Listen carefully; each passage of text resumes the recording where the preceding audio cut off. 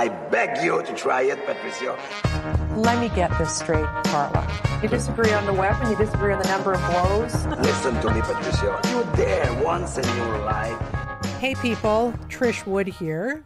We have an amazing show for you today. We've got a big interview with a chap named Dr. Stanley Goldfarb, who is the former dean of the UPenn Medical School. He's founded an organization called Do No Harm, which has the aim of getting woke thinking out of medicine, which I wholeheartedly agree with. And even better, he wrote a book with a great title, Take 2 Aspirin and Call Me by My Pronouns, Why Turning Docs into Social Justice Warriors is Destroying American Medicine. So he's going to be joining us in just a few minutes. I do want to talk to you a little bit about what happened yesterday. Anybody who follows me on social media knows that I put my beloved dog down last night, and I swear I'm going to get through this without crying. Because first of all, I want to thank everybody for the massive social media support I got. This is one of the times that social media is actually fantastic, and I really felt loved, and there was a lot of wonderful advice there too. So many dog lovers in the supporters of the podcast, which doesn't surprise me because I think we're all extremely humane people, which is why COVID made us angry. COVID policy made us angry, so I'm not surprised by that. But I'm telling you this not just to thank you for your kind words and support, but because even putting your dog down in the age of COVID is a big old issue. You know, nothing is easy. I had very, very good advice from a close friend of mine who suggested a certain mobile veterinary unit who will come to your house and put your dog down in her own surroundings. Of course I want that for my girl, right? And I did it before with a Labrador I had, a big old 13-year-old senior lab who preceded Katie. So I called them and I set up an appointment. They come very, very highly recommended by people. We were all set to go for last night, and then I got a call back saying that the vet won't come to our place if we're not wearing masks. And the vet's wearing a mask. Everybody's wearing a mask in front of my poor dog who is freaked out by masks. She's barely seen masks, by the way, because we're not maskers unless we're forced. And the places that force masking are usually places you can't bring your dog anyway, like restaurants when that was happening. So she doesn't like them very much. And the reason we're paying premium to have the euthanasia done here in our home, in her home, was so it would be anxiety-free. That is why you do it. So here's what happened. I wasn't in a great mood, but I got into a discussion I called them back and got into a discussion with the woman who answered the phone, one of whom was great and suggested another vet who wasn't a mask organization, and I ended up using them last night, and they were magnificent, and I thank God for sending them. They were angels, what they did here last night. But I got on the line with another woman from the same mobile vet, the masking vet, and we had a bit of a discussion. I probably could have been kinder, but I was, I get gobsmacked when something that calls itself a science, namely veterinary science, right? It's not veterinary voodoo. It's not veterinary, we're trying to keep everybody safe with theater. It's veterinary science, and one hopes that the people who work there, and I know they are, they're well-trained. Many of them went to the University of Guelph, which is one of the best veterinary schools in the world. And I know that many people who go into the practicing of veterinary medicine are lovely, caring people. But those two things, the science and the caring, do not jibe with masking everybody in a room surrounding a dog who's about to die. I'm sorry. It ain't working for me or for a lot of people. And this is another one of those roadblocks created by the fear porn, the nudge units who encourage people to just want another layer of protection. You know, she said to me, well, our vets are all vaccinated and boosted and they all wear masks. So if they're vaccinated, boosted, and wear a mask, why the hell do I have to wear a mask then in front of my dog who's seen me in a mask maybe twice in her life, right? Like you go down rabbit holes of logic with them. You cannot do it. And what bugged me the most about it, and as I said, I wish I'd been kinder, was the repetition of irrational ideas as if they are mantras. We're just trying to keep our clients safe and our vets safe. We're keeping you safe. But you can't ever drill down on how that ain't working anyway. You know, they just keep repeating something that's painful and annoying to hear. So that's why I'm talking about what happened to my dog last night, to thank you and also to say, you know, really, veterinarians, come on. Here's my one more point before I move on. When she was diagnosed with cancer, she had a huge malignant melanoma in her mouth that was so fast growing, I can't even tell you. It was like something out of a science fiction movie. We had to take her to the oncologist. There's a very top oncologist here for dogs, canine oncologist.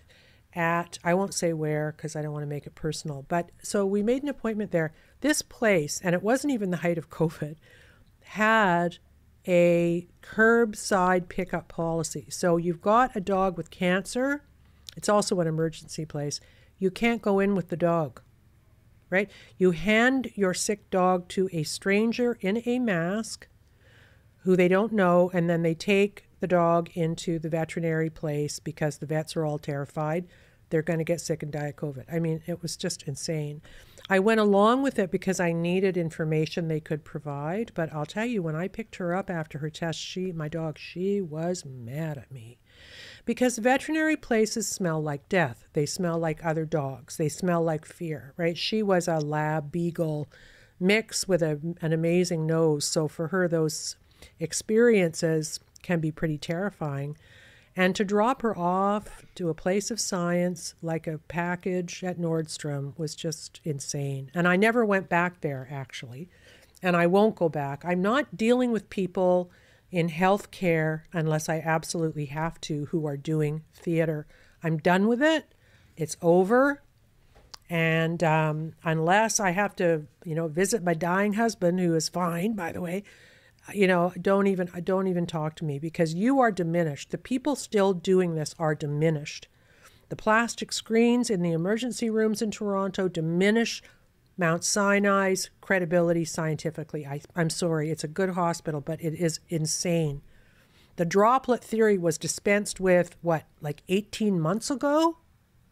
So I'm not doing it anymore. I was so upset about this yesterday. I had to go and run. I'd made the decision in the morning to put her down because she'd stopped eating. And I find a vet. I think they're great. No, that can't work. So then I have to see if I can find another vet that same day because we didn't want to drag it out. And luckily, at the end of the day, we did find somebody. But is everything going to be this hard in the age of COVID? Is it? I hope not, because honestly. Anyway, we rented a cottage to take her to. She didn't make it, but we're going this weekend for trail walks and other stuff, restorative stuff.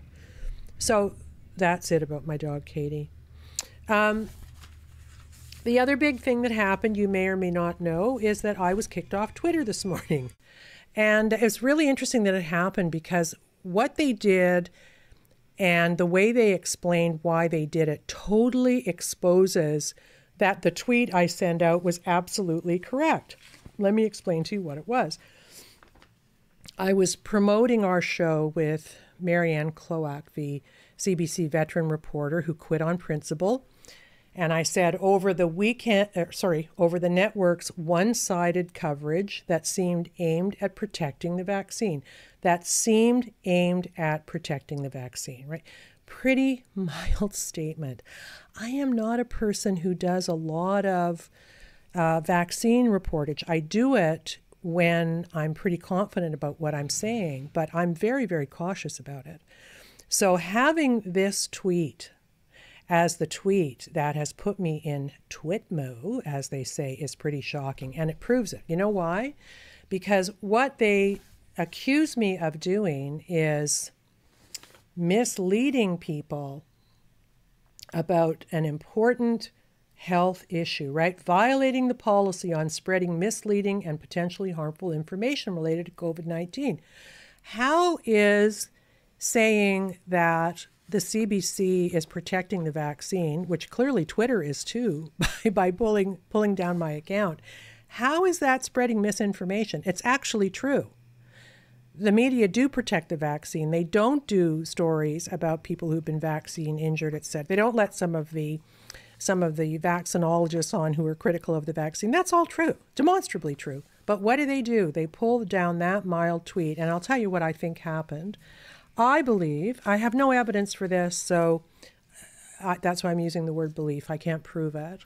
I believe that they were probably contacted by the CBC. Of all the tweets I've tweeted in 2 years about COVID, for them to go after that mild tweet that was actually more critical of CBC than anything about the vaccine at all tells me that they might have gotten a call from the CBC that put me on put me on Twitter's radar.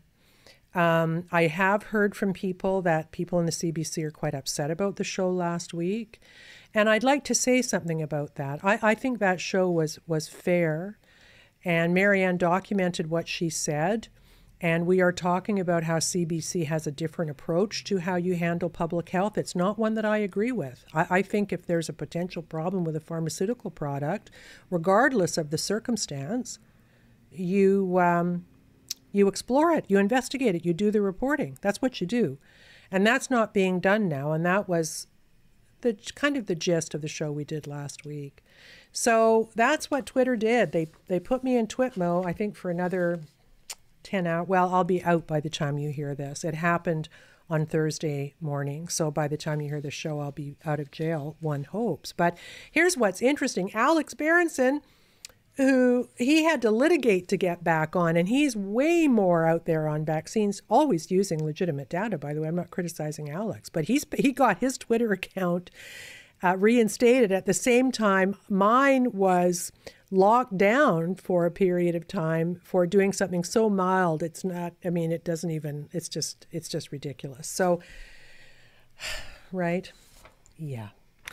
Anyway, this is a really strange time to be alive. As a former journalist, I'm telling you, it's really, really difficult. But we had a lot of positive response to that show. And I know Marianne was concerned about it. She was very thoughtful when she undertook to give the interview. And I know she's grateful for the people who are supporting her. And to my colleagues my former colleagues at the CBC, I won't even speak for her. I'm just speaking for me, that you should apply the same rules of journalism to COVID-19 and vaccines and public health policy that you do everything else. You're not on the side of public health. That's not what journalists do. Do you know why? Because public health gets it wrong. And when they get it wrong and you're already on their side, how are you going to stop it? That's what's happened here. So thank you very much, everybody who had nice things to say about Marianne. I'm, by the way, publishing a Substack today or tomorrow that will encompass a lot more thoughts about the censorship. And I'm also going to talk a little bit about why the censorship might be happening in my extra today. I'm going to talk about the nudge units and what the nudge unit in Canada was actually doing. So I'll be back to talk more about that. But first, I'm just going to say before we go to Stanley Goldfarb that most of you by now know that we are supported by our listeners. It's like PBS, right? Through listeners like you. Except we don't give a tote bag. Maybe we should. Anyway, if you go to trishwoodpodcast.com, you will find a button that takes you to Patreon, and I'm also on Substack as Trish Wood is Critical. We're moving there, so if you're choosing where to go to Substack. That's a censorship-free zone, and I want to support them. So, and that helps us keep the lights on around here. These shows are a lot of work to do. We do a lot of research, and we really spend time looking for the best guests and and thinking about how to approach things in ways that are underpinned by both data and journalism. So please do support us. Any small amount, $5 a month is great if you can commit to that. I know a lot of people are asking you for money who are independent journalists, but please consider supporting us if you're not already. We have a pretty big audience, and I was happy to sort of give it away at the beginning because of COVID. I felt it was a public service, but if we're going to keep going here, we've got to be able to monetize the show. So thank you very much for considering that.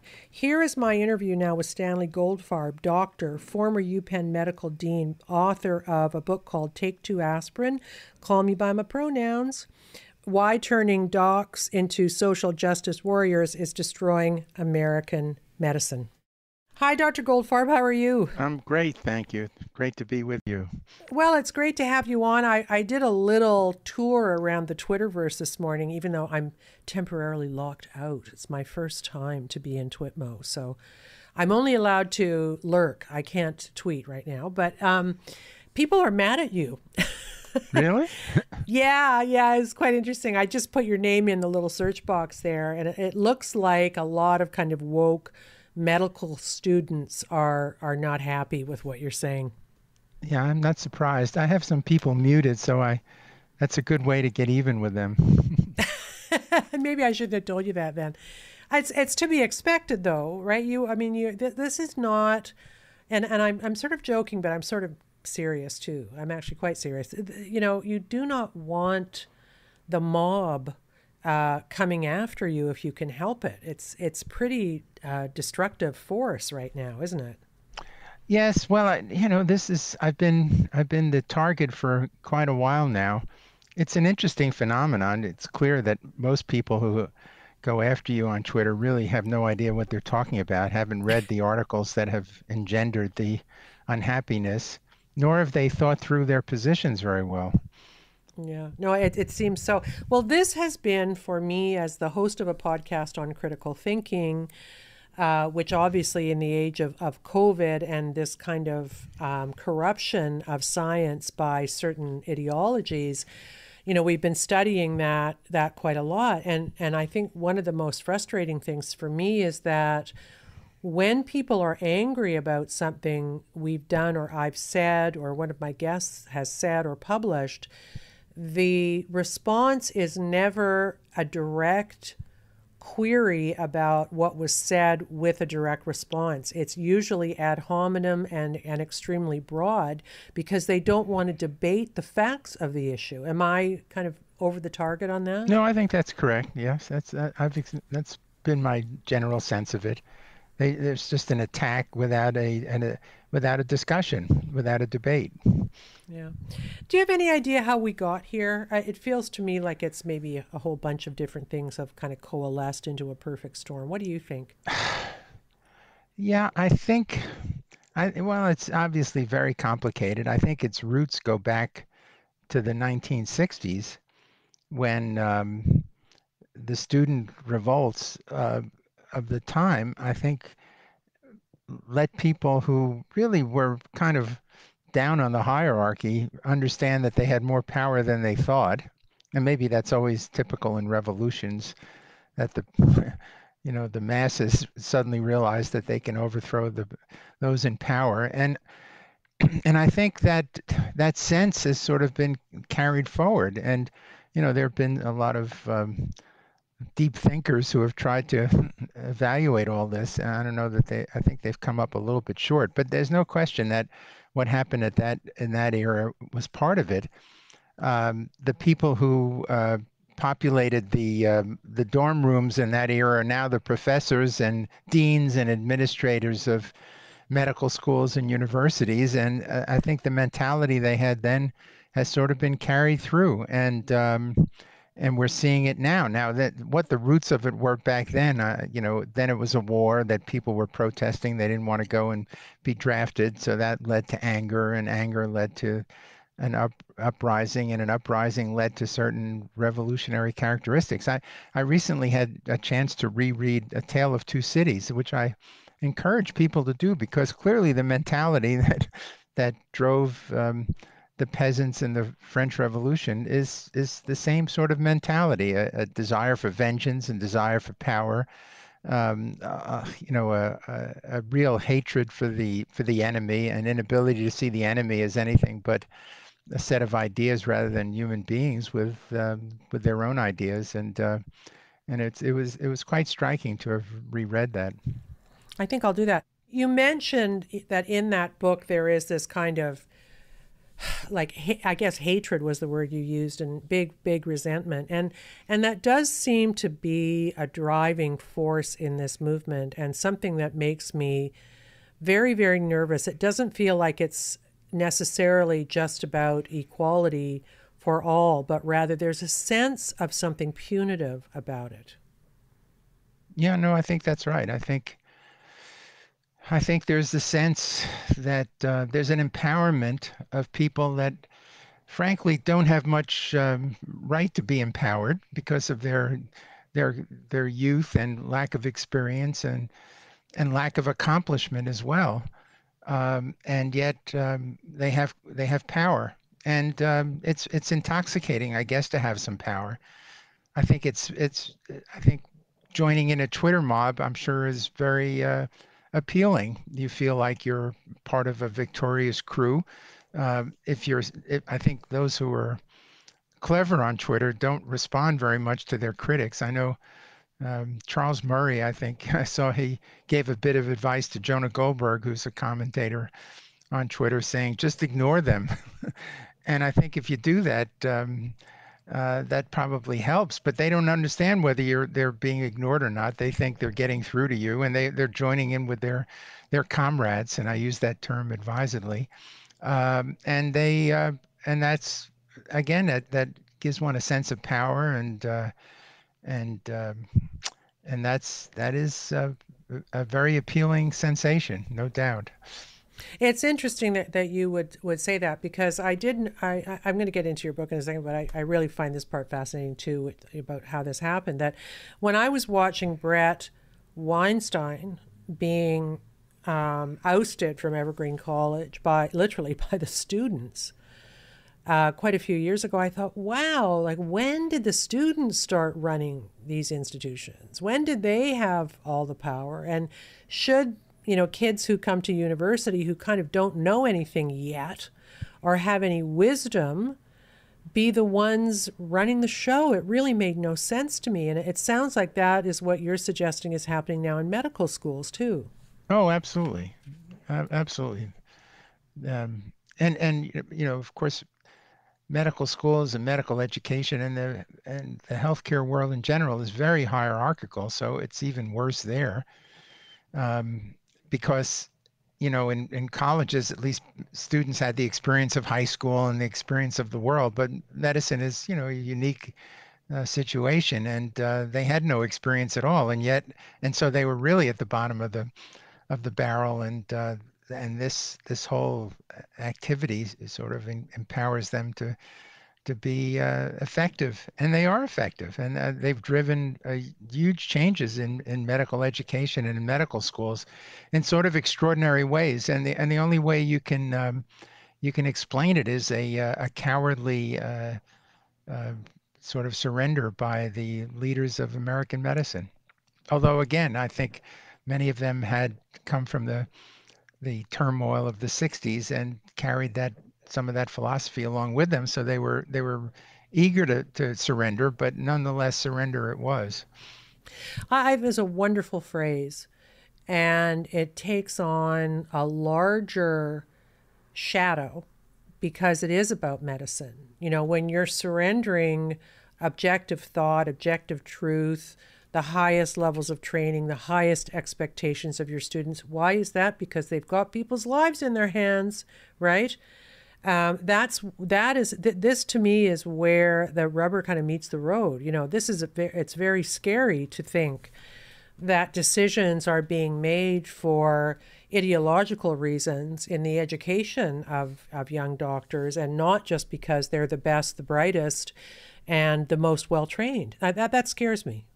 Yeah, and there's no question that that's happening. This push for diversity in medicine, which is an interesting topic and worthy of some careful evaluation. But this push is definitely lowered standards without and hasn't lowered standards in some sort of subtle, carefully hidden way. It's overt. Um, Taking entrance exams is no longer required for groups of individuals if they're of the right skin color. I mean, this sort of thing is really kind of absurd, and so there's no question that that's what's happening. No question at all. But and like I guess, and this probably keeps you up at night, but um, do the people who are lowering the standards in order to accommodate ideology at any cost, do they fully understand that they are now hypothetically, or I suppose in reality, even endangering patients' health by not having high standards and accepting the people who are most qualified to be in those jobs as doctors? Well, they certainly wouldn't admit it if they understood it. That's Yeah, for sure. yeah. Um, I think it has a little bit to do with the culture of medical schools and academic medical centers that they think they can get away with this. And what I mean by that is that there are always other people around to sort of help correct mistakes. They think.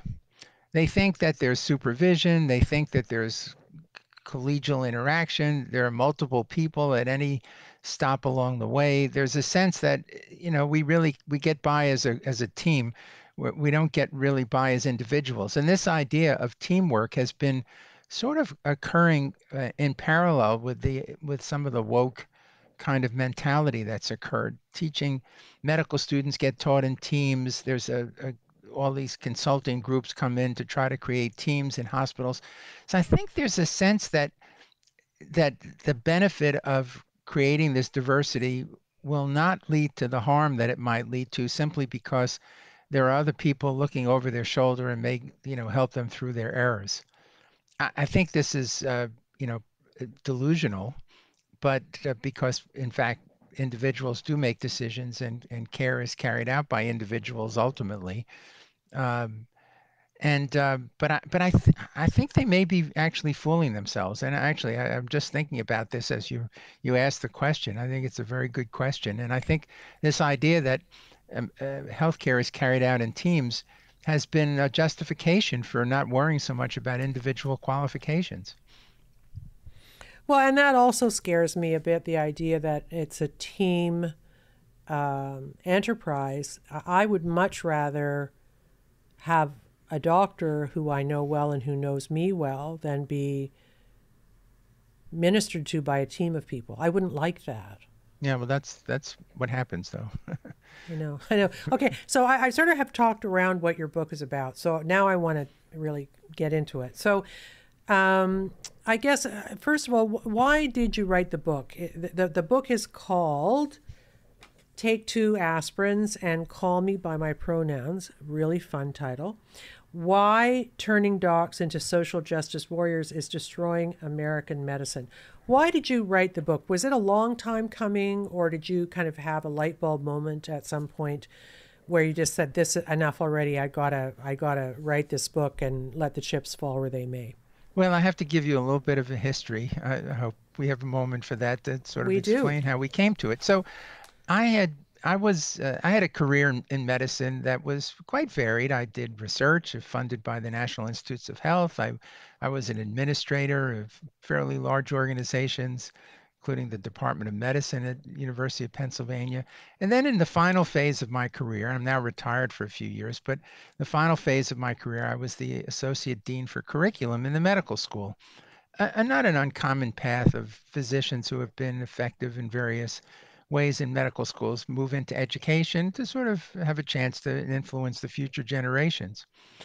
And that activity was very satisfying and went along quite nicely until about uh, 3 years before I left. Um, a new leader came to our organization. I had the vice dean for education, who was the head of the medical education aspect of the medical school, was a woman I had worked with for many years, very capable, interesting person who was quite innovative in some of the ways I didn't necessarily agree with, but was very innovative and rigorous in her thinking. The new person who came in came from a background of education as much as medicine, had a degree in education, a EDD degree, which is sort of like a pseudo PhD degree, but not really a PhD degree. And she was very woke, and she started instituting reforms in quotation marks that bothered me because I saw a downgrading of the scientific rigor and an upgrading of these social issues in medicine. And she also made it so that I had to interact with the rest of the world of medical schools, which I had always sort of avoided because I thought every school was unique and that there wasn't that much to learn from other schools. When I did encounter other schools, I never believed what they were telling me about what they were doing. So I was a little bit cynical about it all. But anyway, Yeah. and then it became clear to me that there was a movement afoot, which is now in reached fruition, to sort of inject ever increasing amounts of teaching about social issues into medicine. And of course, it sprang from the idea that this concept of the social determinants of health, that the origins of disparities that Black patients suffer, and they certainly have disparities in health outcomes, was due to social conditions and racism, and not due to biological factors and behavioral factors. And I got more and more disturbed by what I was seeing to the point where I started to speak out, and eventually I was sort of replaced. My position was broken up into a couple of jobs, and I was told that it's time for me to think about retiring.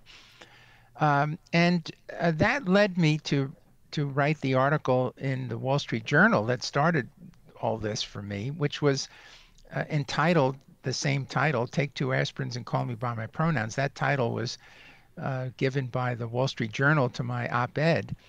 And the op-ed led to sort of a sensation. And the point of the op-ed was that, again, that more and more time in medical school was being devoted to topics that I felt had virtually nothing to do with how physicians would care for individual patients. It was devoted more to things like climate change, gun violence, um, and then the social determinants of health, which it was unclear to me how any of those could be changed by physicians, and therefore I didn't see the point of physicians spending a lot of time learning about them. And and that led my school to denounce me because, again, the Twitter mob came at that point, Oh, and the Twitter mob was not well understood at that point. I think this is back in 2019, to the point where the Wall Street Journal wrote an op-ed, wrote an editorial rather, about 3 days after my op-ed came out, pointing out what an incredible response my op-ed had produced, and that how I obviously was right, because if this is the way people were thinking, then things were really changed. well, That, good of for the course, Wall Street enraged Journal. everyone even more. Yeah, well, good for them. That's amazing It was sort of amazing, yeah. So that, of course, so at that point I was sort of pushed out of the whole world of medicine and became a pariah. People Yeah. that I had done, excuse me, lots of favors for would avert their eyes when they saw me in the hallway. Oh, So at that point I decided, that's so I need wrong. to It's so push wrong. on with this, and I decided then to write the book. You know what? There's a couple of things you said that really got me going. Obviously, we'll talk about the censorship part of how you can't even have this discussion without being, canceled. But this is one thing that really bothers me, and that is that people who knew you and knew your heart, right, knew you weren't racist, right, won't support you, won't look at you differently, like that is what is so dangerous about this. You can live your whole life in a moral, good, and decent way, and if you challenge the wokerati on something, all of a sudden you're persona non grata. That really scares me. I don't like that very much. Yeah, well, again, it's now they a lot of these people fear for their jobs. You know, that's the new the new reality is that if you do speak out and if you do have opinions that are heterodox, you're at risk of it's not just getting canceled, it's getting fired. Canceled is one thing. Losing your job when you have to support your family is something else. That's very scary. Okay, so the other thing you said just a minute ago that I want to just clarify so people understand. So there are various studies that suggest that, let's say in America, for instance, African American people don't have as good a health outcomes as white people do because medicine is racist. So I just want to break that down. Is it true that, based on what you've studied, that Black people have less good health outcomes? That part of that statement is true, right? That they, Yes, yes, that's correct. So you're not quibbling with that part of the argument. What you're quibbling with is the reason for the bad health outcomes. Is that correct? Correct. Yeah. And so you say that the reason for those health outcomes is obviously behavior, poverty, whatever, but not because they're necessarily treated differently. So I think I read somewhere you said one thing that does happen and that could be improved is that there are in some of those communities, there is a reluctance to seek early treatment for things that people in other communities might seek treatment for. Like I think breast cancer is one. Is that true? That's right. I think that's an important issue, and it all sort of falls under the rubric of access to health care. And I think that until we show that access to health care is equivalent, I think that until we show that, we cannot assume that anything else is the cause of disparate outcomes. And when I say access, patients seeking health care is part of the story. There's no question that um, showing up later in the course of an illness is going to lead to worse outcomes than showing up earlier in the course of an illness. Doesn't mean there's going to be necessarily cure, but in terms of duration of survival, for example, in cancer, or likelihood of getting kidney transplants for patients with chronic kidney disease, that's all a function of having been under medical care for long periods of time before more drastic interventions are required. You know, I did see during kind of the height of the COVID, sort of arguing around COVID, that one of the things that happened was people were reluctant to talk about obesity as a comorbidity that leads to a bad result. Now we know that's absolutely proven. I mean, you can't, no one disputes that at all. And it would never be reported on. In other words, I would see in, let's say, the Toronto Star, they would say, oh, 35-year-old, no comorbidities, healthy woman dies of COVID, as if it was not an outlying case. And then you see the photograph of her and she weighs 300 pounds and they don't talk about it. And that to me is also part of the woke problem, that now you can't talk about people being obese as a bad thing. It's, it's verboten, right? So in all of the research I was reading about bad COVID outcomes in Black people, obesity was never talked about, even though obesity is a problem in many Black communities. But they won't talk about it because it's racist to talk about the actual thing that might be the problem, right? Well, yeah, I think this whole problem of obesity has become uh, another topic that can't be discussed in many circumstances. It's felt even using BMI, the measure of obesity, body mass index, is felt to be racist now. And there's a push by the American Medical Association to eliminate it as a medical characteristic, the patient's BMI, which is sort of insane, really, because of what you said. It is a risk factor. It turns out, for example, COVID did invade fat cells, and that was one of the reasons that Yes. obese people had a higher burden of disease. Yeah. So there's literally a mechanism of action that was known. And yet Yes. no one would, I didn't see any of the people who are pushing the COVID fear tactics saying if you are fat, lose weight. And I use the word fat because I gained 30 pounds during COVID because I was locked away and depressed, right? And my gym was closed. So I include myself in that fatness. But they weren't doing that because it was not okay to be honest about that issue because it was infused with something. I don't know what. And to me, that was very, very dangerous. It's dangerous to not be able to speak truthfully to people about what they need to do to survive something. Yeah, I think, there's this mentality that you can't blame the victims, for anything, except sometimes the victims bring things upon themselves, and then that needs to be, honestly confronted. And to the extent that people, in Black communities feel like they can't trust their physicians, or for whatever reason that they wait and to seek care, um, that that's a problem, and that's an educational problem. And to the extent that that occurs, it needs to be treated, or confronted. And there may be good ways to confront it. I think telehealth, for example, holds great promise to be able to improve access to healthcare. At my old institution at Penn, they found that using telehealth markedly increased follow-up after surgical procedures for African American patients who tended not to come back to the clinic for their follow-up visits, but under telehealth they did, and that improved their follow-up visits, percentage of completing follow-up visits compared to the way it was before.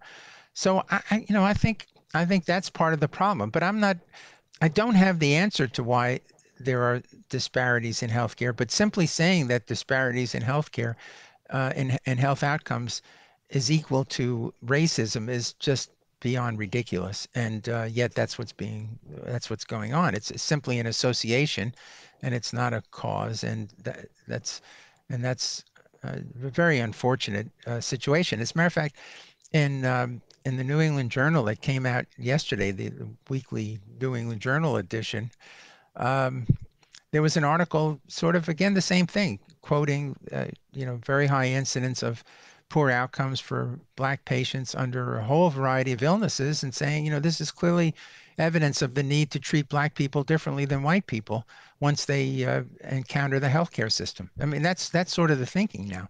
That's the new racism that's being introduced. It's not so much that we need to improve access; it's that we need to change the delivery of healthcare that Black patients receive in order to improve outcomes. And there is virtually zero evidence that that's true. Not even virtually, there's completely zero evidence that that's true. No one's done a study to show that I'm treating Black people differently and their outcomes are going to be different because I'm treating them differently. There are studies to show that if you get better access to healthcare, the outcomes improve. That's true, but not because they're being treated differently because they're Black.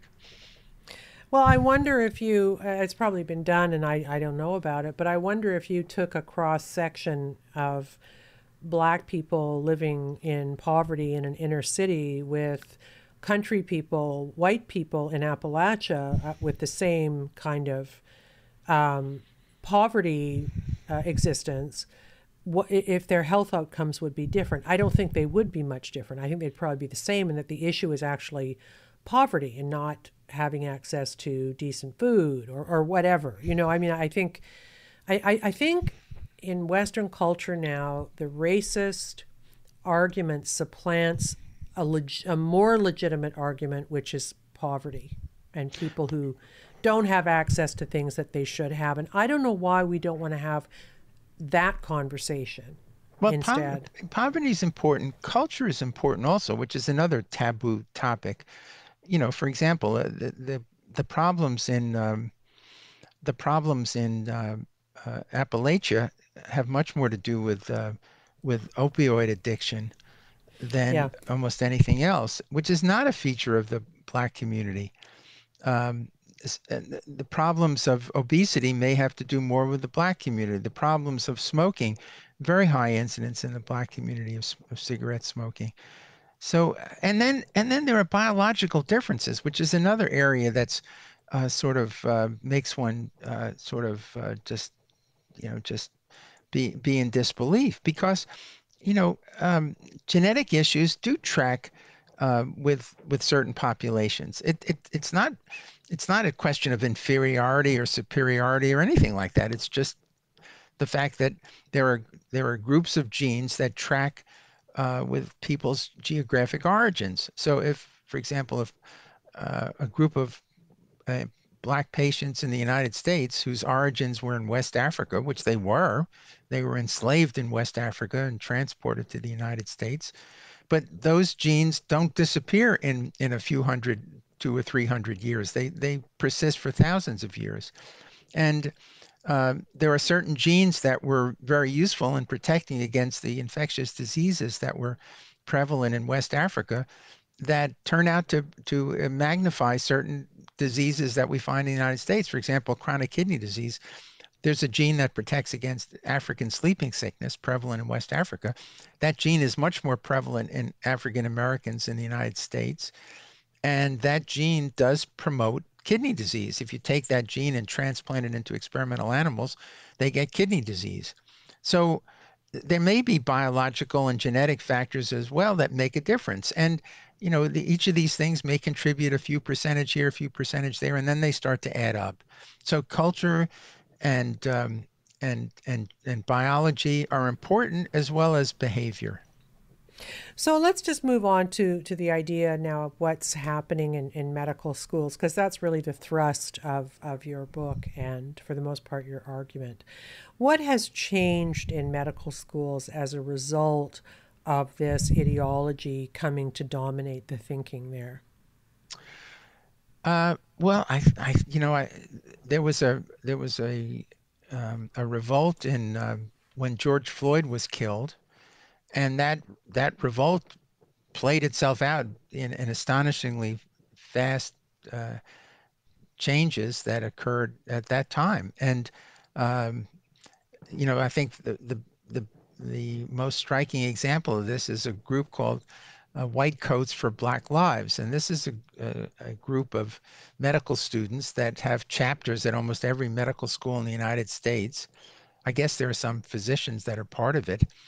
And they came up with a set of demands that many medical schools have acceded to.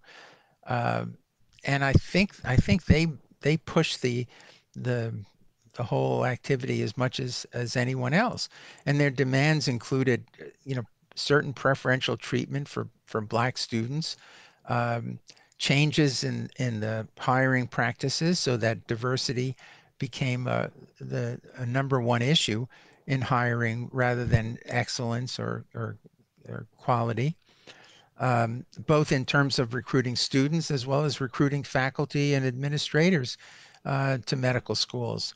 Special rooms and safe places for Black students, different scholarship structures for Black students, and many medical schools have acceded to this. And there's some extraordinary examples of this, which are publicly available, where one can see places like the University of Utah School of Medicine took the list that the White Coats for Black Lives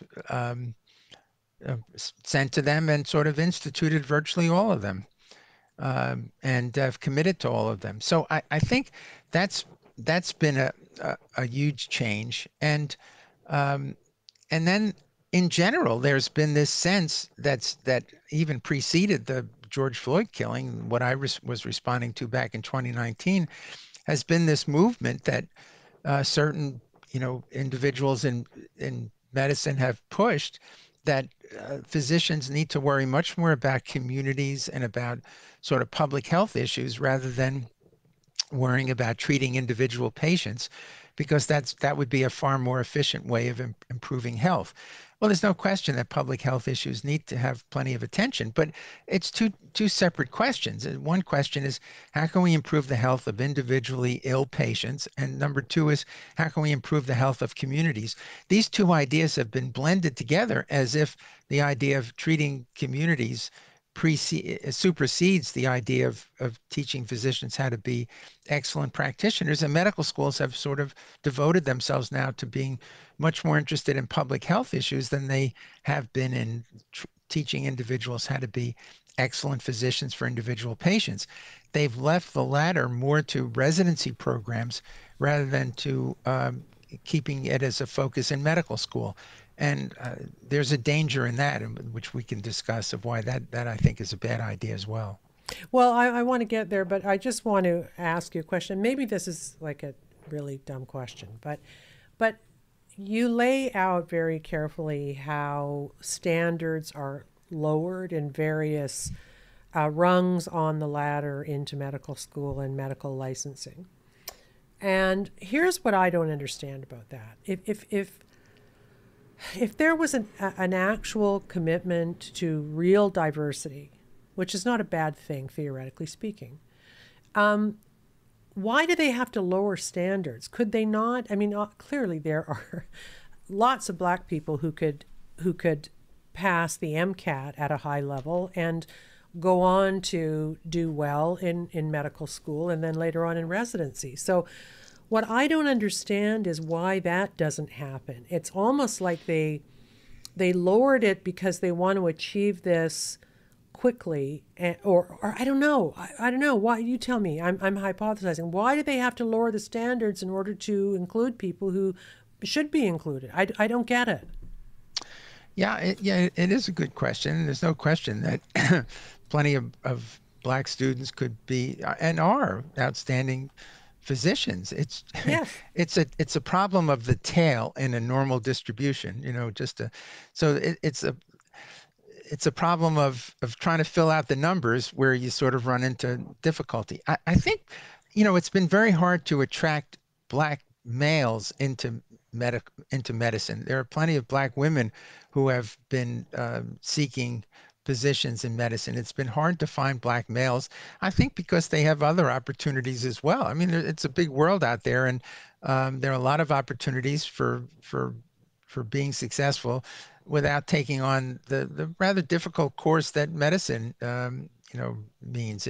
There's a tremendous delay in people finishing college and being able to go out and make a living in medicine. They're facing 10 or 12 years of further study and training before they can really be independent practitioners. And that's a burden that many don't want to take on. But I think you're right. I think the issue is to try to fix things immediately, and rather than to create pathways where the most talented students in sciences have a path to medicine. We've got to fill things out quickly, and the way to fill things out quickly is to frankly lower the standards. And I mean, and I think that's a terrible idea. I see this in, just kind of in wokeism in general. There, in Canada we have, First Nations Day or something, and everybody is supposed to wear an orange T-shirt. Corporations insist sometimes that their employees do.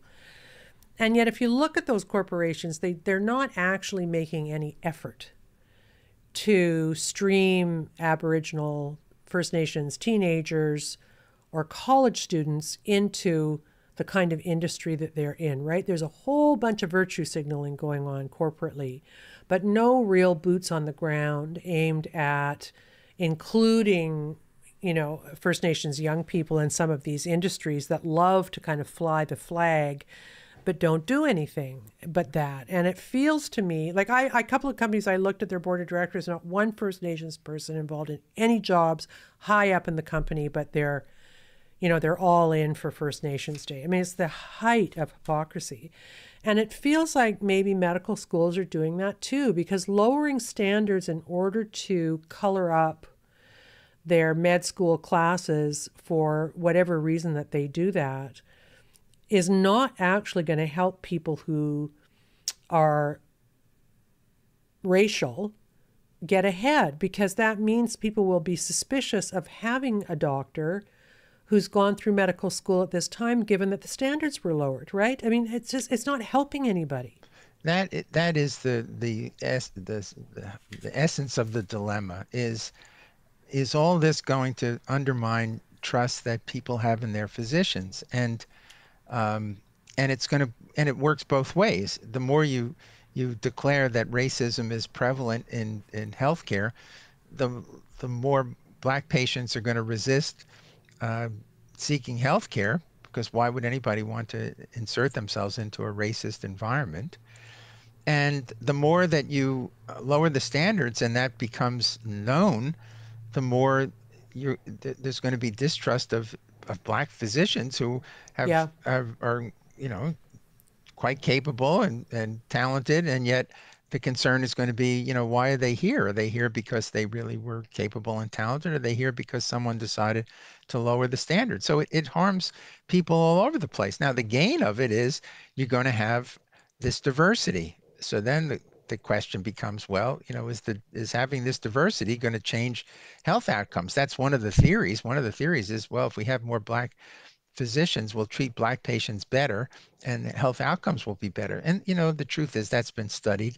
It's been studied over many years, and the answer is no, it doesn't really make any difference. There are very large databases that have been queried to look at this, look at concordance between black patients and black doctors, and the answer is no. And there are a few studies that are highly manipulated kinds of studies, highly artificial setups that show that black patients may take advice better from black physicians, but to look at outcomes, there's absolutely no evidence that the outcomes improve, and yet that's held up as something that's received wisdom at this point when it just isn't true. It's not been documented at all. And that's why it seems to me that they are setting up a generation to fail, because if you can't debate this openly like we are doing, if you can't debate it in medical school to make sure that you're doing it in the right way that serves everybody, not just numbers on a board somewhere, then you are, in a sense, undermining the credibility of everybody who's going to graduate now with these various cohorts in this environment. And it's obviously clearly not fair.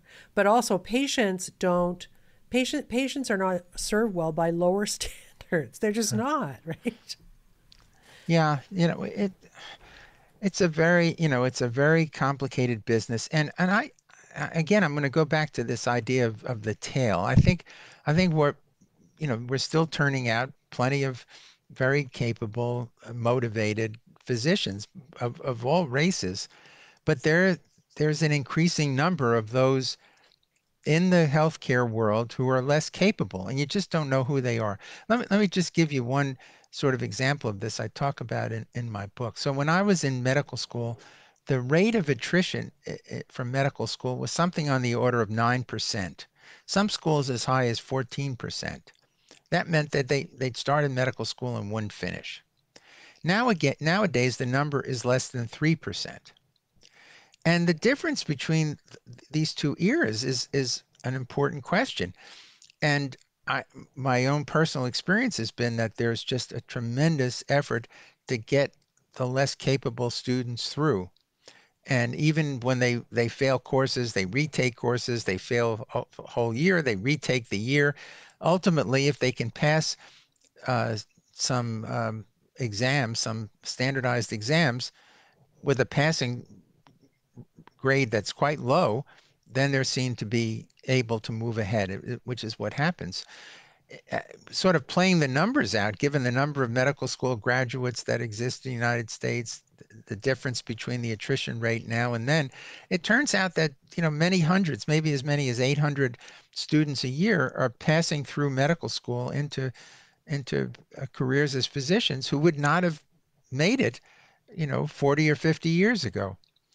And and so, but that's out of, many, many more thousands, maybe 17 or 18,000. So we're looking at, the bottom 10%, and so now we're populating the field with an increasing number of people that just weren't up to snuff in the past, but now are viewed as being up to snuff. And so it's a subtle but important difference that is occurring. So it isn't as if, well, every student now is incapable. That certainly isn't the case. But there is a crew of students that just should not be physicians at this point, and yet they're moving through and moving ahead. And you actually outlined a few instances that were kind of directly connected to the idea that maybe medical schools aren't cranking out the best and the brightest. Yeah, well, it's I mean, it's sort of amazing. There was a very recent study for which I was roundly attacked on Twitter, which I think sort of illustrates the point. So, um, and I'll just sort of take your listeners through this paper that was in Academic Medicine, which is the journal of the Association of American Medical Colleges, which is the governing body of medical schools in the United States. And what this paper looked at was the difference in the clinical assessments done by faculty members of residents. So now these are trainees past medical school in 3 large academic medical centers, Massachusetts General Hospital, um, the University of Virginia, and Emory University in Georgia. 3, excellent academic medical centers. And what they found is on all levels of assessment, from medical knowledge to professionalism to readiness for independent practice, these residents were found to be less effective, the Black residents compared to the white residents. Now, and it was Black and Latino versus white and some other races. Why they made this comparison is unclear to me, but they decided to do this kind of racial analysis. And they found this difference. Okay, fine, fair enough. The differences were small in some areas and larger in other areas. But there was a difference. And that difference was an average difference, meaning some of the Black residents were terrific. Some of them were really probably terrible to give these average scores. The authors of the study decided that there was 3 explanations for this. One was that the attendings, the faculty that did the assessments, were biased. 2, that the assessment system must have had racial aspects to it and had racism embedded in it. And 3, that the environments were not supportive enough of the students, and that's why they did less well than their white peers and other race peers. They did not mention the possibility that they actually performed less well for reasons that nobody really understood, which was the pure logical observation of the studies. So, this is what's going on. People are just putting their heads in the sand about the fact that they're even measuring these less effective performances, and yet they're not willing to acknowledge that the performance is less effective. The problem is with the assessment system and the assessors. The problem is not with the people being assessed. Now, that's one of the possibilities. They may be right that the system of assessment is wrong, but you need to at least consider the possibility that the students are not performing as well, the residents are not performing as well. And what are you going to do to address that? Fixing the assessment system is not going to answer the question. And in fact, what academic and organized medicine has done is decided to attack the assessment system in general. They've gotten rid of, they've made the grading system for licensure a pass-fail system, where it used to be a graded system, and the grades on the exams were used as a guide to identifying the most talented students. Now you can't tell who's who because it's just a pass-fail system.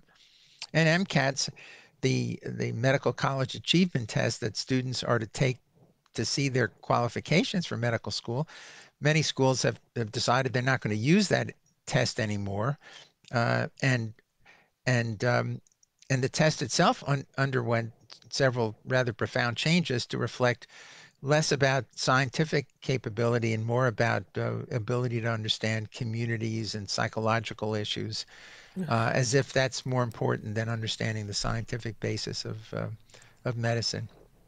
This is not going to end well. That is my feeling. The other, well, just getting back to the study you were talking about too. It's fascinating that they were so unwilling to look at what might have gone wrong. It's astonishing. It's like they're not even trying to get to the bottom of it. They're not trying to discern truth. Maybe they felt they couldn't say it. Maybe people are self-censoring. Maybe when they do studies like this now, they say, "Whoa, if I make that finding, they're going to come after me, so I'm going to do this instead." You have to wonder. I do see that in some COVID research where a study will seem to find something, and then when you read how they describe what they found, it seems off. It's not correct. So I just wonder if that's maybe what's going on here, the fear, The other thing is that you talk about that really interested me is the breaking down of the hierarchy in medical teaching, which obviously I think is great that you're afraid of the guy taking you on grand rounds who's really watching you, or woman, whoever. But that now, again, because of wokeism, the students have more power than they're actually smart enough to wield, and that some people grading them and assessing them are afraid to tell the truth about them. Yes, one of the things we did was to start this organization called Do No Harm, which has a pretty active website now. And on our website, we elicit people to write into us, physicians, students, to tell us if they've encountered situations that make them uncomfortable about, related to these issues. And we've gotten a number of faculty members at really important academic institutions who have told us these stories. Now, no one is willing to go on the record, so we have to recount them as, anonymous sources, but telling us really quite extraordinary circumstances where they're not really in a position to criticize, to chastise Black students or other minority groups that perform less well, for fear that if they do this on any regular basis, they're going to be considered to be racist and undergo scrutiny, and they themselves put their careers at risk. We can't document the numbers of this. We can't really prove it unless people are willing to go on the record about this. But the number of individuals who have contacted us about this is really quite disturbing. And of course, we've heard the same thing from students. Theirs has been a little bit different, complaining. One student wrote to us and said, "I've had more lectures about pronouns than I have about kidney disease at this point." And very interesting, a student wrote to us yesterday that the organization passed on to me, pointing out that, most medical lectures now, students don't have to go to because they're recorded so that they can look at them at home at their leisure. However, all the lectures about social issues, attendance is required, which, really sends a message. Those lectures are more important than the lectures about science, Wow, the wow. lectures about medicine. I thought that was such an interesting point that he or she, I'm not sure what it was because they sent it in anonymously, had identified. So, this is what's going on out there, and I hope it really isn't a trend that the faculty are uh, hesitant to really exercise the supervision that's required. But it sounds like it's really possible, given the way this whole situation has been playing itself out, with people being afraid to speak out. And I don't think it's a crazy notion that this is now infecting the ability to give important feedback when trainees are having problems. And this matters at the end of the day because it is degrading the quality of health care. Yeah, no, absolutely. And again, it's very hard to measure the quality of healthcare. That's one of the difficulties. It's very hard to know because patients bring so much variability to the healthcare scene that you just can't look at outcomes. You have to have very complicated systems that try to account for the variability and the patient factors. For example, if a patient has been transferred from one hospital to another, that patient is much sicker than a patient with a similar diagnosis who hasn't needed a transfer from one hospital to another. Those kinds of factors are just not captured in most of the quality systems. So this is going to be a very hard thing to really to really prove, either that um, that the quality has fallen off. And I would sort of argue that most quality assessments that go on in education look at process more than they look at outcomes. Again, because outcomes are so hard to measure. So in other words, do you have a good course in math for a student? Are the students learning how to do subtraction and addition in the earliest grades in school versus in the seventh or eighth grade? Well, the same in healthcare and the same in medical education. You've got to show that the processes are really good, because it's very hard to show a difference in the outcomes. And I just think that I think it's been quite clear that the processes have been compromised, and I think it's not an unreasonable assumption that the outcomes are going to be compromised, although that may be much harder to prove than to show that the processes are compromised. Well, you know what worries me? Well, many things worry me about this, but as someone who's really been doing a lot of COVID reporting and analysis, is the story, which I've repeated on the show a few times, about a meeting at the CDC when the vaccines first came out, and they wanted to not give them to the people who were oldest because that was the cohort that was most at risk, because the people who were oldest were white people. Yeah. So it was starting to infect triage, and I thought, okay, so there are actually people sitting in a room saying those people don't deserve to live because they're the wrong skin color. Like I thought, if this is actually happening in a government building of health professionals in Washington, D.C. or Maryland or wherever the hell the FDA is, we're in trouble.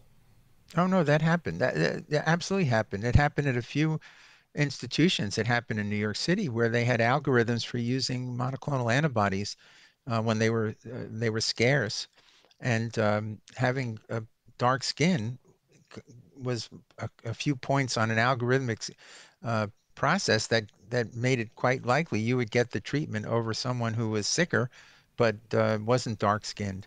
So the And dark skin, as part of the algorithm, wasn't identifying you as somebody who was at greater risk. That's not why the skin color was right, the right. logic was Black communities had suffered disproportionately from COVID, and this is a way we're going to make amends.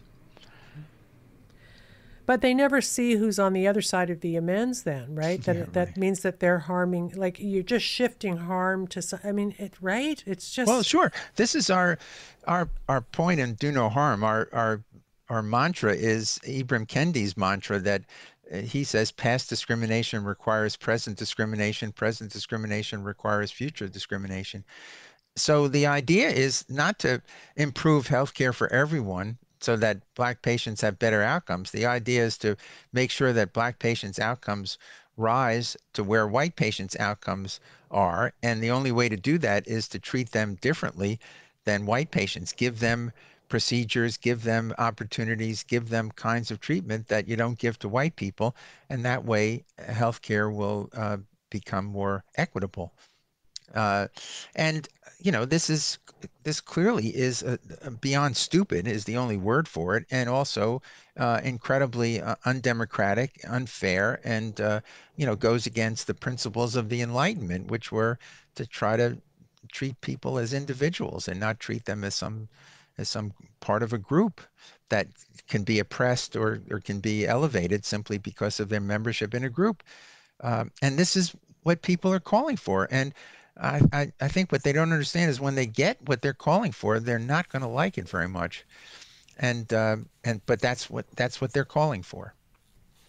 you say, I think it's in the Wall Street Journal article that the AMA has some kind of a plan and to I guess sort out the diversity issue in healthcare. And I think you say that the plan will tangibly reduce quality of medical care.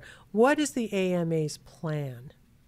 Well, they have a long, very involved, complex proposal to sort of do many of the things that we're talking about to uh, generate equal outcomes by uh, making sure that Black people get preferential care. Basically, I mean that sort of sums it up, and it's at every step along the way, undergirded by again this idea that in order to have the equal outcomes for Black people, they're going to have many, many more Black physicians in order to be their treating physicians, because that's the only way that they're going to escape the bias and racism that infect the healthcare system.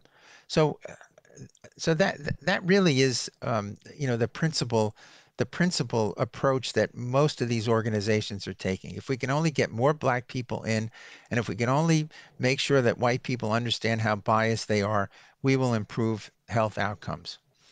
And to sum up their plans, that really is the essence of it.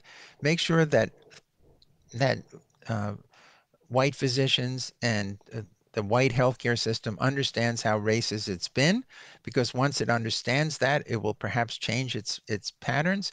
And secondly, to make sure that there are many, many more black individuals in healthcare, at least equal to their proportion of the population, and that those two factors will generate equal outcomes. Yeah, and I don't think it's a bad goal to try to kind of even the face of it in some way, but this is clearly not going to work out well. I'm wondering about, did you ever see a story? I think it was maybe Barry Weiss had it on her Substack, but I believe it was Harvard brought in to the medical school a psychiatrist who was going to talk about, it was something like how the white person is the Yeah. devil and we should all kill them or something. It was like the most absurd thing in the whole world. Yes.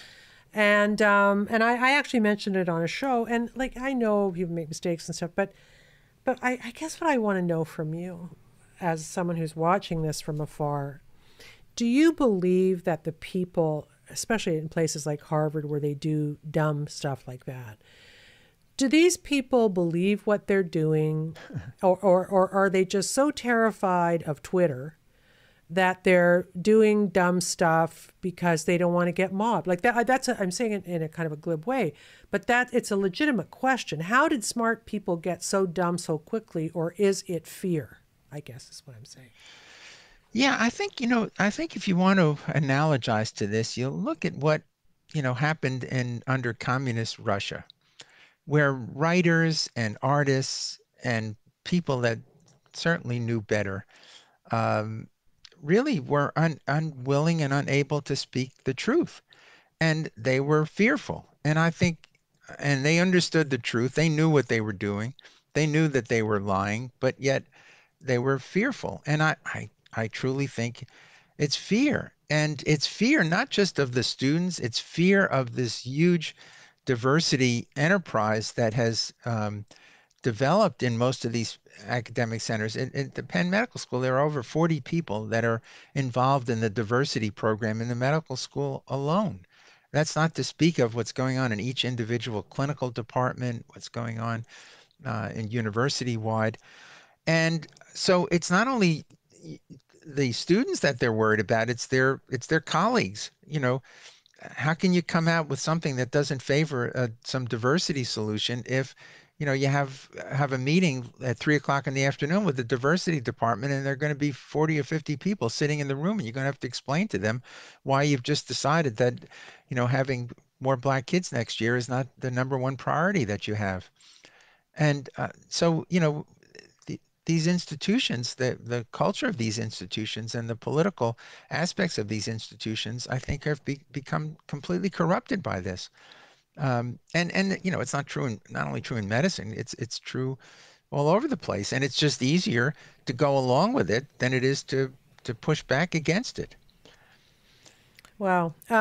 It's really scary when this kind of thinking can move through. I mean, I've always been a little bit of a medical groupie. I feel, doctors go into the profession mostly because they're good people, want to help. I know people say that's not true, but that's how I thought my whole life until COVID, right? And this stuff, I thought they were these, and this probably is not good either to believe those things about doctors across the board, but this is really scaring me. I mean, given what I've seen during COVID, the utter ineptitude of public health, the cowardice of health bureaucrats to speak truth about, certain public health measures that did more harm than good. I mean, I now have a completely changed view of medicine and doctors. And this was kind of the icing on the cake for me, this stuff.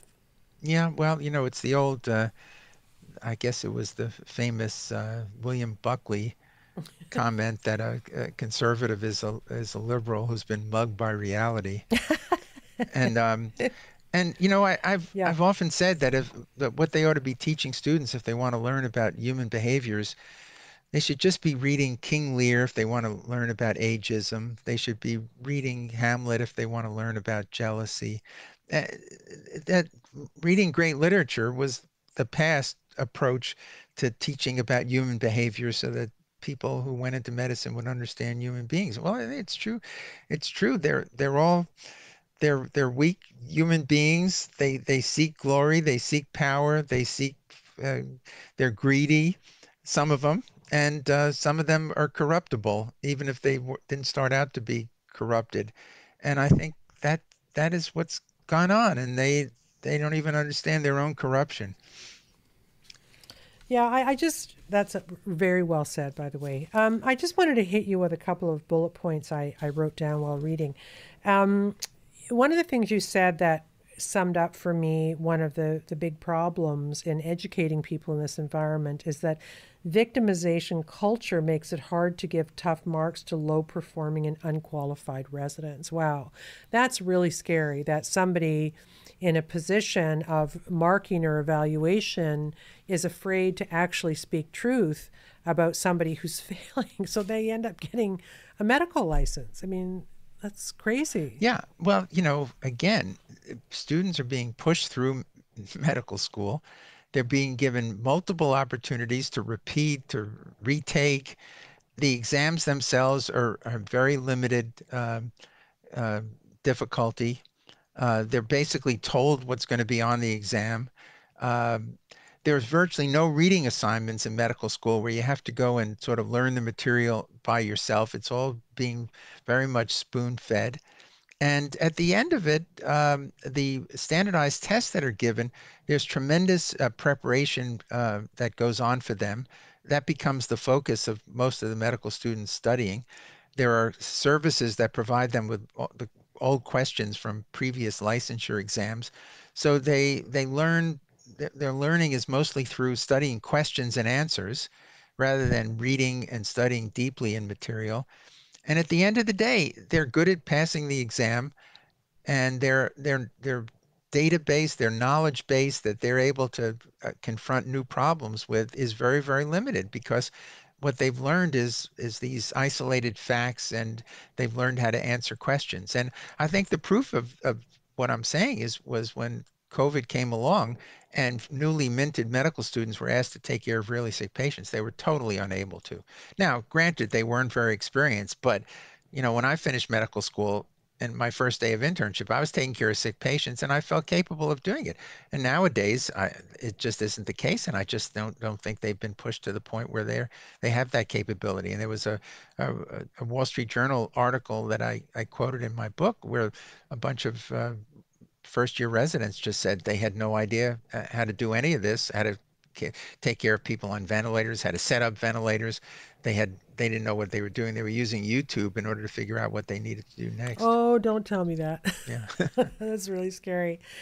Yeah, what someday someone, maybe you, will write a book about the early days of COVID and the malpractice that seemed to have been quite prevalent even in the early days. I know it was novel, I understand all that, but I had a guy, I won't say, well, he said it on the show, so I'll say his name is Joseph Freeman out of New Orleans, a really interesting guy, and he said that people were being put on vents in the early days because it was easier for the doctors to deal when they were vented. So I think there was a lot of stuff like that going on.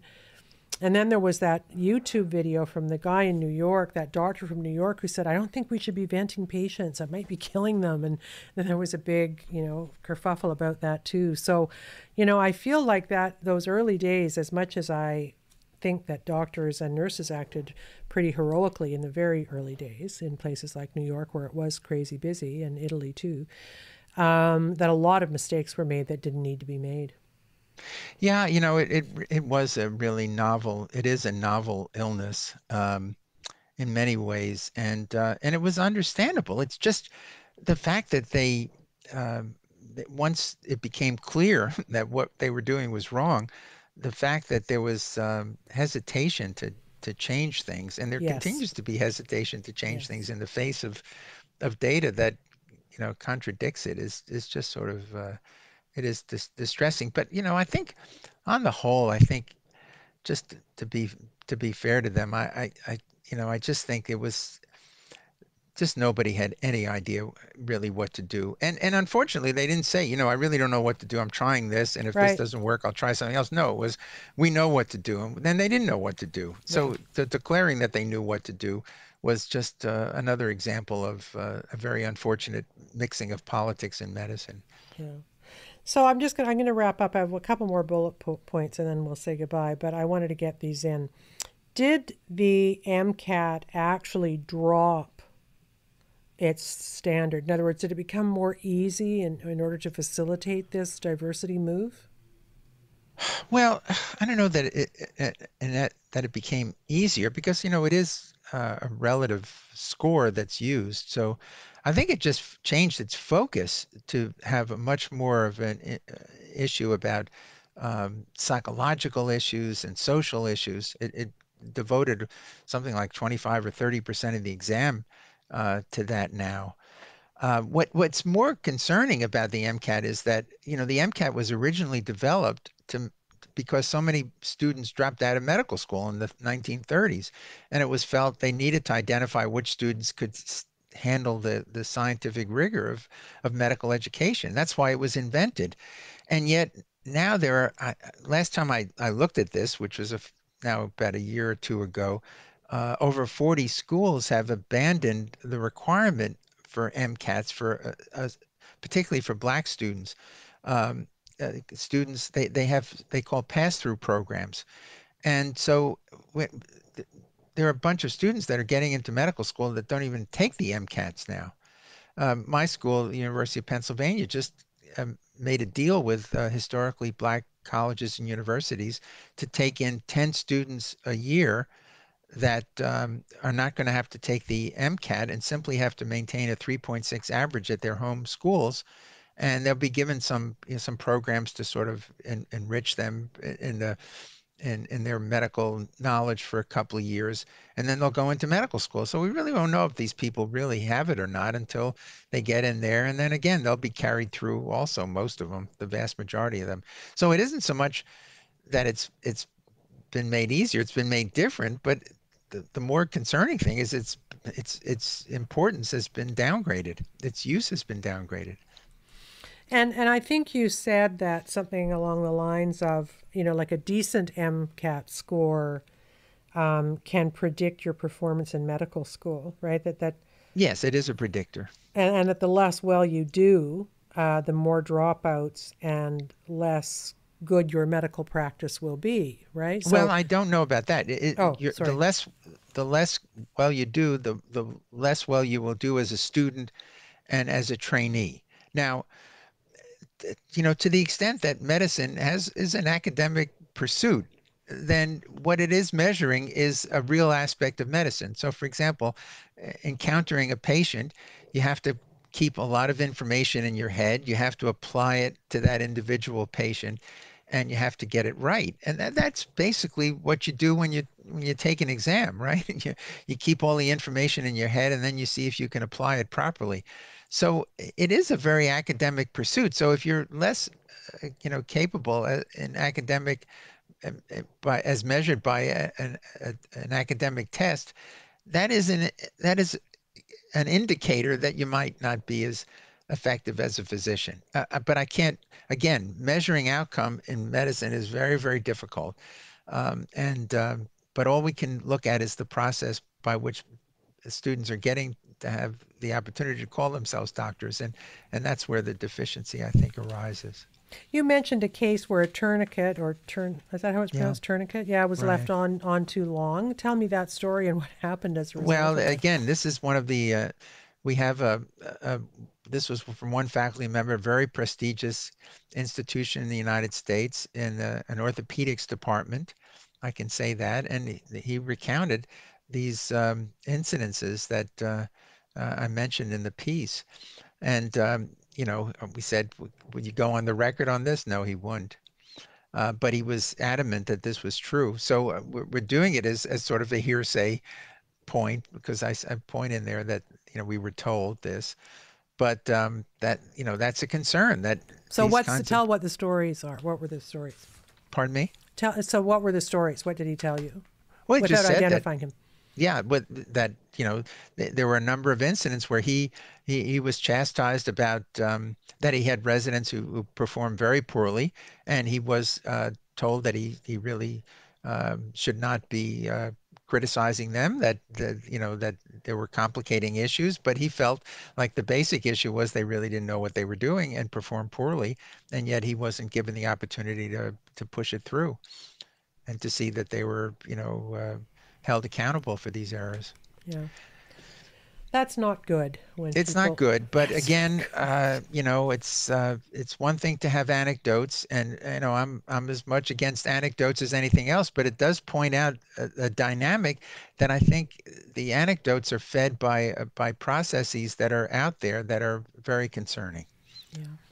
Yeah. You call your organization Do No Harm. Is the implication that if this train does not derail at some point, that harm will be done? I guess we've talked about that explicitly, but is that why you called your organization that, and what do you hope to do with it? Well, do no harm comes from the Hippocratic Oath, really, that physicians pledge not to do harm, and that, of course, came from an era where most of what physicians did actually caused as much harm as good, and to try to avoid any activities that would actually harm the patient. Um, so it's echoes of the Hippocratic Oath there, which focuses on the care of individual patients rather than groups of patients. And what we hope to do is to just make the medical world confront these issues and to deal with them. I mean, that really is what we hope to do.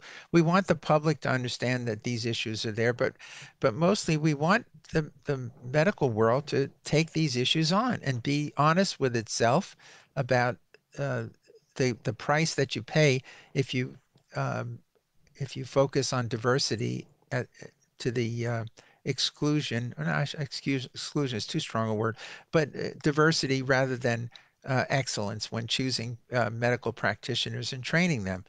And we want the medical world to stop having this notion that it's racist and that the difference in health outcomes for Black patients is because of uh, bias on the part of physicians, but rather to understand the true nature of these differences and to attack them rather than attacking false ideas that bias is the problem. We don't want physicians to go to implicit bias training, which we think is a big waste of time and money and will not change anything. We want efforts made to improve access for Black patients so that health outcomes will improve for them because they have better access to care. Well, yeah, and maybe start a little bit younger, educating Yes. people who might need a chance to get into medical school at the level where other people are getting into. That's what they should be doing. That's a perfectly noble. I would support that.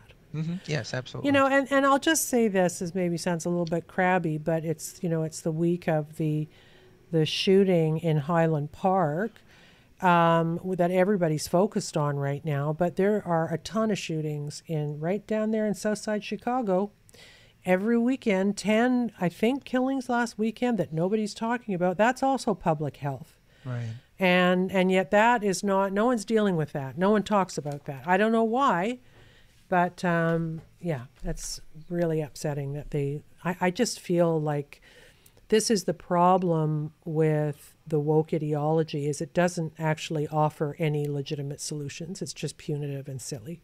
Yeah, and unfortunately, the press has sort of bought in general to the woke ideology. So Yeah. they what gets portrayed through this lens, and it's quite unfortunate because you're right. It doesn't it doesn't speak to all the problems that need addressing, and it focuses on others that may or may not be beneficial. I mean, that really is the difficulty. You want things to improve, and they can only improve if you identify what the real source of the Yes. difficulties are and attack Yes. them rather than something that you believe simply because you have this ideology. Well, no, exactly. And, I saw J.B. Pritzker up, who's going to be running or trying to primary Biden, as I understand it. But, really trying to deliver this very moving statesman-like speech about what happened in Highland Park.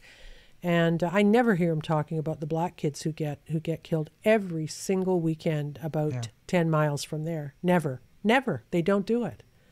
So, yeah, until they start being serious, I don't take them all that seriously. Yeah. Anyway, thank you, Dr. Goldfarb. This has been great. And, well, thank you so much. Very good questions, and thank you. And I really appreciate it. Yeah, and I appreciate talking to you too. Have a good day. I hope the Twitter mob doesn't attack. Oh, they will. They're there, but they're pretty inept, though. So that's the good news. They are inept but powerful. Yes. Okay, thank you, Dr. Goldfarb. Thank you. Bye-bye. Bye-bye. So that was Dr. Stanley Goldfarb, and his book is called Take 2 Aspirin and Call Me by My Pronouns. I've read it, and it's really interesting. You should get it. Because it's not just that we're always on about wokeism on this show, but wokeism is now so entrenched in various institutions that it's starting to cause damage. People are making dumb decisions based on ideology. So that's why that's important. So let's talk a little bit about what I mentioned earlier, which is about the vaccine skepticism that I guess was my demise on Twitter, at least temporarily this week. I have a Substack coming out that I want you to look up. It'll be published, I believe, by the time this is out on Trish Wood is Critical Substack. And if you subscribe already, you'll be getting it in your inbox. But the point of it is, it's not just that Marianne Cloak and others have run into this wall of silence that they cannot do certain kinds of stories during COVID, including anything critical of the vaccine or anything critical of the vaccine that doesn't then bring in the public health argument that's never really kind of data driven. That's what I'm saying. Part of it, I believe, is because Canada has a nudge unit, as did the UK. We heard Laura Dodsworth, who wrote a book called A State of Fear on talking about how the nudge is behavioral science. Units were frightening people into compliance in ways that are now being roundly criticized in some government hearings over in the UK. But that also happened here, and we talk about it in this Substack, but I just want to give you a little taste of what it's going to be about. There was something called the Ash experiment that was done by a chap named, his last name was, it's either Thaler or Thaler, probably Thaler, Richard H. And what it proved was if you repeat the same phrase over and over again, suggesting there is a consensus about an issue, and the people repeating the phrase are credible people, you can convince people to believe the most dumb, absurd things ever. And one of the things that we look at in the Substack is the idea that there's this phrase, experts agree that the vaccine is safe and effective.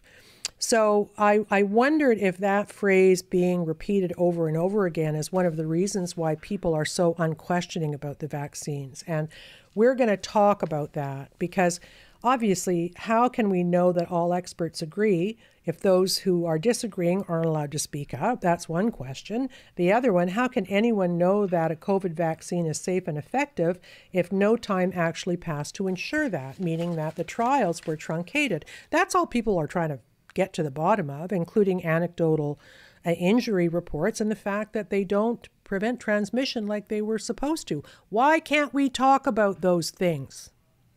Why am I pulled off Twitter for even alluding to those things? I mean, it's just insane. I won't say 1984 Orwell or anything like that, just because it's been said and said and said and said. But that the idea that we may have been the victims of an Ash kind of event that I will discuss in a Substack to be released soon may explain some of it, because otherwise I just can't figure it out. Anyway, stay critical. See ya.